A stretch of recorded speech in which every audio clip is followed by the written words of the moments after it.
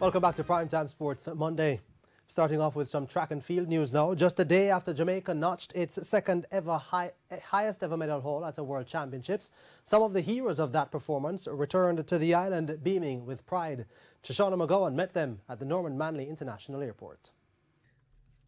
World Championship silver medalist Fredrik Degas was all smiles on his return to the island after his historic performance in the men's discus throw.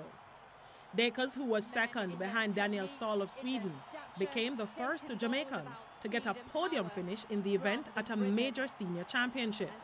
Well, I think for ambitious throwers, the word ambitious, because I think this shows that it can be done, simply that it can be done.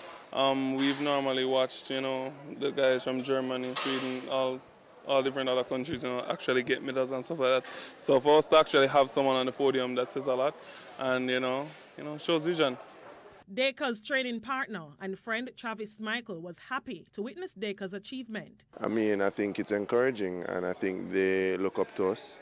And all we want to do is continue shining a light for Jamaica throws, so that when we are gone, you have others that can replace us.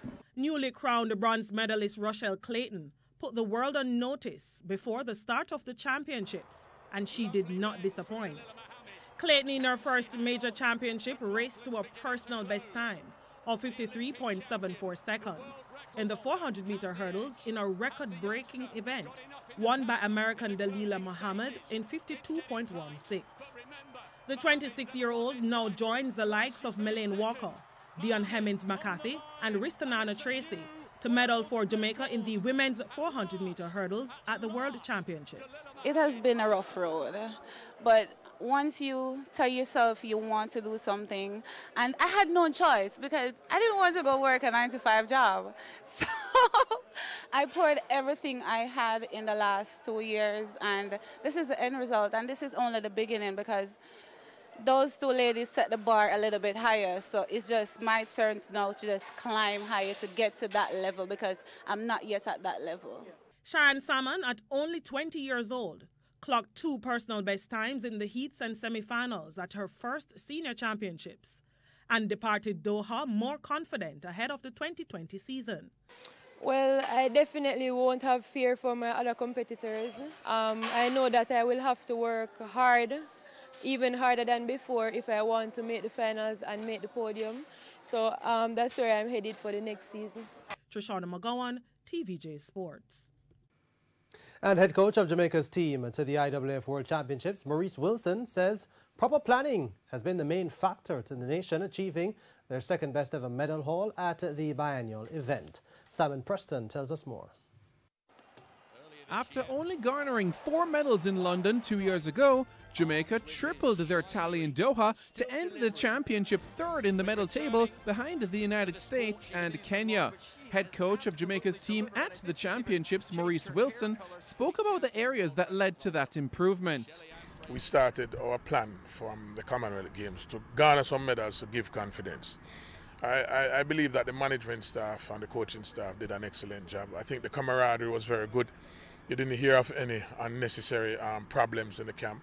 And I think the management staff, they seized the initiative to get some things in place from very early, and it made a big difference. Also, coming in 7 days before made a difference in terms of the adaptation. And so in the future, it's important that we keep these things in place. For the second championship in a row, the nation didn't have a representative in the final of the men's 200 meters. And for the first time since 2003, Jamaica missed out on a podium finish in the men's 100 meters. Wilson has advised that there should be a different approach for the young male athletes moving forward. In relation to the guidance moving forward, I think they need to seek out those coaches that have a track record in the sprints, or go to schools in America. In America, the system helps them to become much more disciplined, and they are able to compete on a regular basis. They have an excellent medical and health system there, so it does work for them. I'm not saying that they cannot train in Jamaica, but they have to be careful. They have to seek those coaches that have a very good track record in the sprints. Wilson highlights another event that Jamaica can compete for podium finishes in. We are now, as I had said earlier, a track and field global power, because we would have garnered medals in the jumps, the throws, the relays, and as you said earlier, maybe all the vertical jumps, well, all the vertical jumps we did not get a medal in. And it is an area in which I think we can get a medal in the future in. So overall, I think the team performed extremely well. The next edition of the IAAF World Championships will be held in Eugene, Oregon in the United States in 2021. In 2020, the nation will turn their attention to the World Indoor Championships in Nanjing, China, and the Olympic Games in Tokyo, Japan. Simon Preston reporting for TVJ Sports. All right, and with that, we go into a break on Primetime Sports Monday. Stay with us. Lots more after this.